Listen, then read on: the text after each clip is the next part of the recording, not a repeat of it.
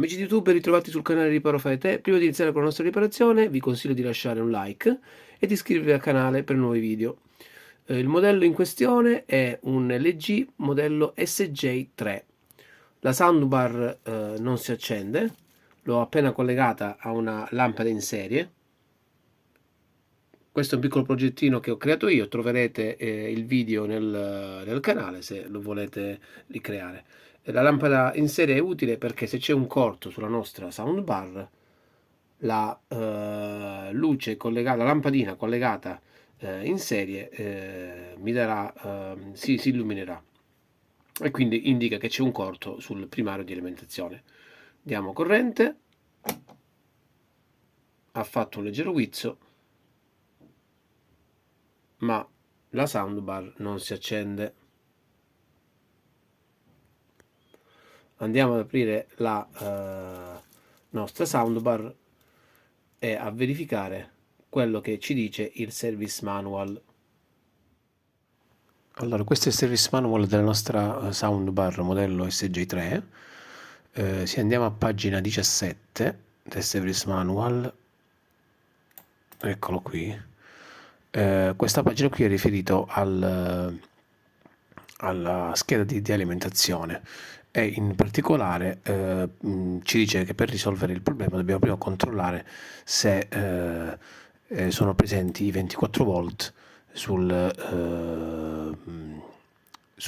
pin 456. Questo service manual fa parte di una scheda di alimentazione precedente a quella che ho io che ho io sotto banco, ma grosso modo le referenze sono uguali. Quindi noi andiamo a controllare prima se ci sono i 24 volt sui pin 4, 5 e 6, i pin 1, 2 e 3 sono a massa. Allora, se non abbiamo 24 volt in uscita sul secondario di alimentazione, il difetto risiede sulla scheda di alimentazione. Andiamo sul banco di lavoro e andiamo a verificare questi voltaggi. Allora, abbiamo aperto la nostra soundbar, abbiamo l'alimentatore principale, poi abbiamo la main della nostra soundbar e da questa parte ci sono le casse. Eccole qua. Ora, come suggerito dal service manual, andremo a controllare innanzitutto il fusibile. Devo controllare qui sul condensatore principale di filtro se c'è qualche componente in corto, e poi andremo a controllare le uscite sul secondario di alimentazione. Se non mi sbaglio portavano come valore 25 volt, quindi vediamo un attimino se questi valori sono presenti o se sono assenti. Allora, eccoci qua, dopo la consultazione sul service manual che ci dice di verificare le tensioni qui sul secondario di alimentazione. Sui primi tre pin che vedete qua ci dovrebbero essere 24 volts, mentre i primi tre sono pin a massa. Diamo alimentazione e verifichiamo se abbiamo alimentazione.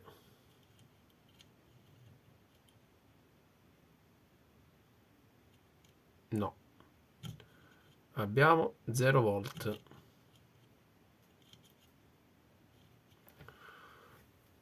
Togliamo alimentazione, quindi il problema è da verificare qui sulla scheda di alimentazione, come ci suggerisce il service manual.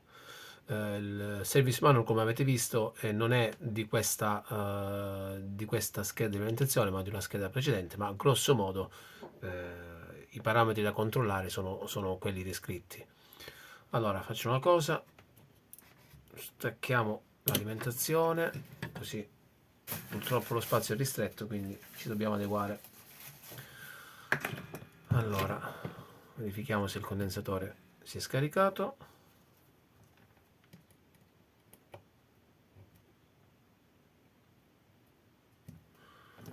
Prendiamo la lampadina per scaricarla, per scaricare il condensatore.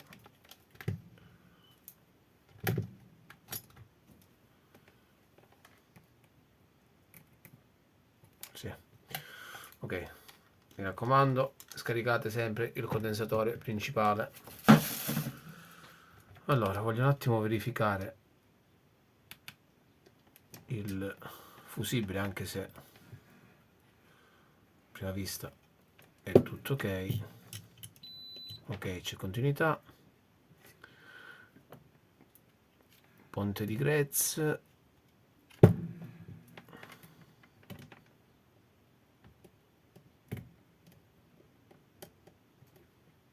Sì, è ok. Qui abbiamo un diodo, sempre sul primario di alimentazione. Lo vado a testare. Questi sono sempre controlli preliminari. Chiaro che non basta testare i componenti sulla scheda, perché comunque potrebbero essere dei falsi valori, ma grosso modo qui, se avevamo qualcosa nel primario, già avevamo il condensatore, il fusibile bruciato o qualche diodo in corto. Vado a controllare un attimo questi due diodi sul secondario.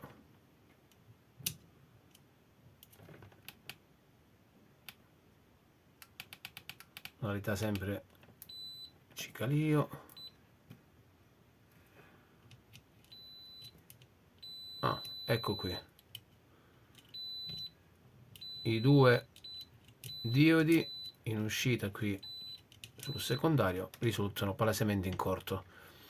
Voglio verificare un'altra cosa. Andiamo sul pin 6. 4, 5, 6 vi ricordo sono i pin di uscita della 24 volt e i primi 3 sono invece GND, e infatti risultano in corto. Quindi uno dei due, questi qua sono collegati in parallelo, uno dei due potrebbe essere in corto, infatti sono collegati in parallelo. Ok, stacchiamone un attimino e verifichiamo a banco quale dei due è l'imputato. Allora, abbiamo tolto i due diodi incriminati, vediamo quale dei due è in corto. Ok, sì, quindi questo è palesemente in corto. Vediamo l'altro. No, quindi questo è in corto e questo qui è buono, però per sicurezza io li vado a sostituire entrambi.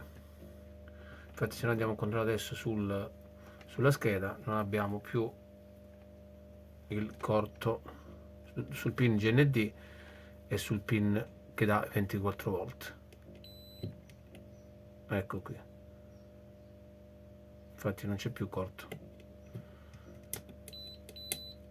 Vabbè, qui c'è la carica e scarica del condensatore, per questo sentite il cicalio, che qui ci sono i due condensatori che si vanno a caricare, quindi ci portano poi ci danno il cicalio sul nostro tester, ma se verifichiamo nuovamente non abbiamo nessun corto. Ok, andiamo a sostituirli. Questi sono due diodi.